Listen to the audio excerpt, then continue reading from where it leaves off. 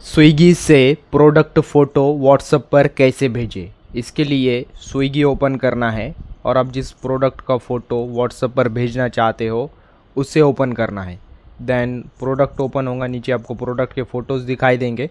Then आप सिर्फ किसी एक स्पेसिफिक प्रोडक्ट को व्हाट्सएप पर भेजना चाहते हो तो यहाँ पर आप स्पेसिफिक एक प्रोडक्ट को व्हाट्सएप पर नहीं भेज सकते, बट आपको प्रोडक्ट का फ़ोटो भेजना है तो इसके लिए ऊपर आपको रेस्टोरेंट का नेम दिखाई देगा एंड इसमें जितने प्रोडक्ट आ रहे हैं यहाँ पर आपको वो दिखाई देंगे। देन इनमें से आपको जस्ट एग्जांपल के लिए ये प्रोडक्ट का फ़ोटो व्हाट्सएप पर भेजना है तो अब इसके लिए ऊपर आपको 3 डॉट ऑप्शन शो होगा, इस पर क्लिक करना है। देन नीचे शेयर ऑप्शन आएगा, शेयर पर क्लिक करना है।